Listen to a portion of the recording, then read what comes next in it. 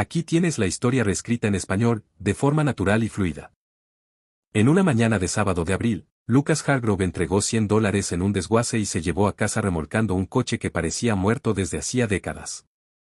La pintura arrancada hasta el metal desnudo, las costuras del techo comidas por el óxido y una placa de matrícula apenas legible.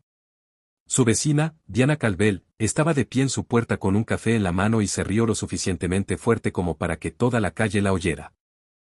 «Acabas de enseñarle a tu hijo la forma más rápida de tirar el dinero», dijo. Lucas no respondió. Miró el coche y se puso a trabajar. 5 días después, una leyenda del automovilismo llegó a esa misma entrada con un cheque de $5 millones. ¿Qué se escondía bajo todo aquel óxido? Quédate con esta historia, porque la respuesta es algo que ninguno de ellos vio venir. Lucas Hargrove tenía 34 años y llevaba una vida que no quedaba bien en fotografías.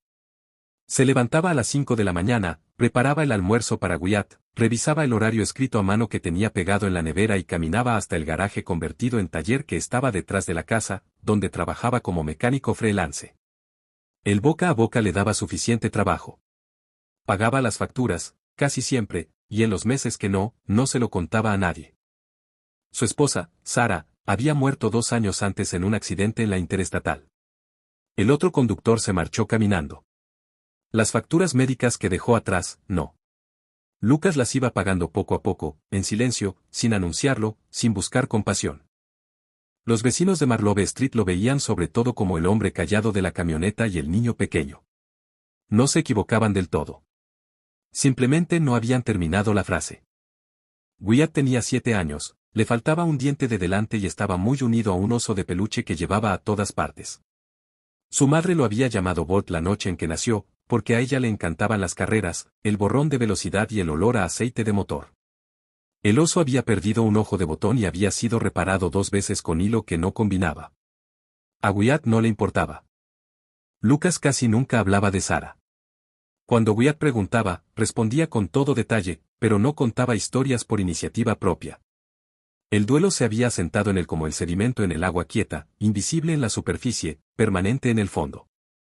Y la H. Cross era el único amigo de verdad que Lucas tenía en la manzana. Tenía 40 años, dirigía un pequeño taller al final de Marlborough Street y poseía la cualidad útil de saber cuándo hablar y cuándo quedarse en silencio con una taza de café. Los viernes por la noche a veces llevaba sándwiches y los dos comían en el garaje mientras Wyatt hacía los deberes en el banco de trabajo. Era el único adulto en la vida de Wyatt al que el niño llamaba por su nombre de pila en lugar de señor o tío. Diana Calvel se había mudado a la calle hacía 18 meses. Su casa tenía una puerta negra, un Audi blanco aparcado en un ángulo preciso y macetas con flores que nunca parecían marchitarse. Tenía 31 años, trabajaba como agente inmobiliaria y se regía por un conjunto de normas que nunca había escrito conscientemente, pero que aplicaba con absoluta consistencia. No era una persona cruel. Simplemente no tenía la costumbre de pensar antes de hablar. Ella y Lucas habían intercambiado quizá 40 palabras en 18 meses. Una vez le sugirió, con una sonrisa que técnicamente podía considerarse amable, que tal vez debería buscar un vecindario que le quedara mejor. Él la miró un momento y luego volvió a entrar en casa. Ella lo interpretó como grosería. Él, como la única respuesta razonable. Marlborough Street era el tipo de calle donde la información viajaba más rápido de lo que debería. Las casas estaban muy juntas. Las ventanas se miraban entre sí. La gente paseaba a sus perros despacio y hacía contacto visual. Lo que ocurría en una entrada era de dominio público a la mañana siguiente. Carter Bass había dirigido Bass Auto Salvage durante más de 30 años en el límite este de la ciudad, en un terreno rodeado de valla de cadena y con un leve olor a líquido de transmisión. Tenía 60 años, era práctico hasta la brusquedad y valoraba su inventario por intuición más que por investigación. La mañana en que Lucas llegó a buscar un carburador para un cliente habitual, Carter estaba liquidando una gran colección de vehículos que provenían de un almacén privado cuyo contrato de alquiler había expirado. El albacea quería el terreno despejado para el lunes. Carter quería el dinero. A ninguno de los dos les importaba demasiado la procedencia. Lucas caminaba por la última fila cuando lo vio. Estaba en el rincón más apartado del terreno, medio cubierto por un tejado corrugado oxidado que llevaba años inclinado y nunca se había caído. Era un coupé de 2 puertas, negro o lo que alguna vez fue negro antes de que el tiempo y la intemperie lo redujeran a un mosaico de metal desnudo y pintura descascarillada. Pero había algo en sus proporciones que lo detuvo. La distancia entre ejes era más larga de lo que debería para un coche de ese tamaño. El ángulo del parabrisas era más pronunciado que en cualquier coche de producción de esa época. Los pasos de rueda estaban moldeados a mano. Podía notarlo sin tocarlo, solo por la forma en que la curva se unía a la línea de la carrocería. Alguien había pensado mucho tiempo en ese coche antes de construirlo. Puso la mano en el panel trasero antes incluso de decidir hacerlo conscientemente. El metal estaba frío bajo su palma. A través del óxido y la suciedad, sintió que la carrocería no estaba estampada ni prensada por máquina, sino moldeada y terminada a mano. Era una diferencia sutil, pero para un hombre que había tocado coches toda su vida, era inconfundible. Carter se acercó por detrás. Ese vale $100. Llévatelo hoy o el lunes va al compactador. Lucas se quedó inmóvil un largo rato. Pensó en los zapatos de Wyatt, que le quedaban pequeños desde hacía 6 semanas porque nunca era el momento adecuado. Pensó en la factura de la electricidad que estaba sobre la encimera de la cocina. Pensó que no podría explicar, bajo ningún interrogatorio razonable, porque estaba allí con la mano sobre un coche oxidado del que no sabía nada. Pagó los $100. Cuando abrió la puerta del conductor para revisar el interior antes de remolcarlo, un pequeño trozo de pegatina se desprendió del borde inferior del marco de la puerta y cayó al suelo.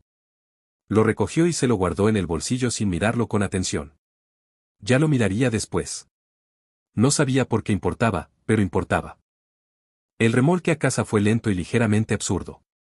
La camioneta de Ilaiche, la cuerda, el cupé oxidado que se balanceaba detrás a 25 km/h con la dirección muerta haciéndolo zigzaguear ligeramente en el carril.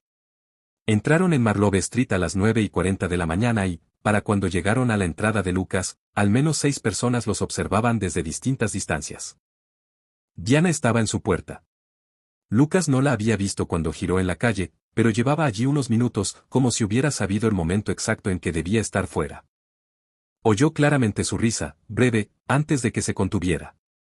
Oyó las palabras, pobre niño, y sintió que caían, no sobre él, sino cerca de Wyatt, que estaba de pie al borde de la entrada con la mochila todavía puesta, habiendo salido al oír la camioneta.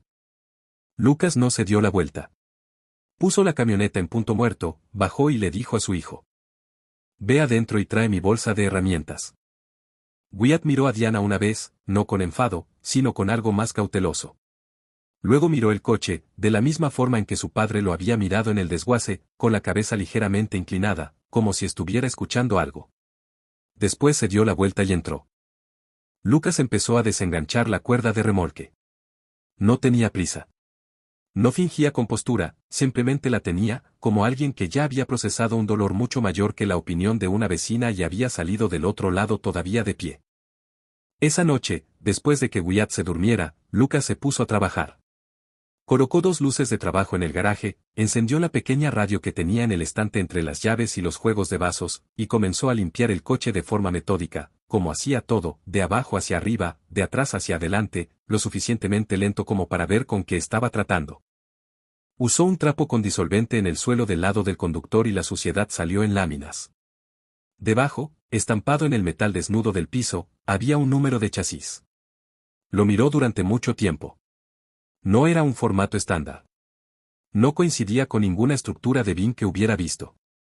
El prefijo era una cadena de 7 caracteres que empezaba con las letras R, A y C, seguido de 2 dígitos y otras 2 letras. Lo fotografió con el teléfono. Buscó durante 40 minutos y no encontró nada definitivo. Esa misma noche, sacó del bolsillo de su camisa el fragmento de pegatina que había recogido en el desguace. Lo sostuvo bajo la luz de trabajo. La mayor parte había desaparecido. Lo que quedaba era una porción de un logo, una rueda estilizada y, al lado, lo que parecía una llama simplificada en un estilo gráfico audaz. No lo reconoció de inmediato, pero algo en el diseño, su precisión, su confianza, le dijo que no se había hecho para decorar un coche de calle. Continuó trabajando durante los siguientes días. Cada descubrimiento era más sorprendente que el anterior, refuerzos hechos a mano en el chasis, un motor modificado con precisión, geometría de suspensión para pista. La historia completa termina con Lucas vendiendo el coche por $5 millones, pagando todas las deudas, asegurando el futuro de su hijo y honrando la memoria del ingeniero que lo creó y de su difunta esposa. ¿Quieres que continúe con el resto de la traducción ahora o prefieres que te entregue la historia completa en un solo bloque? Puedo enviártela entera sin problema.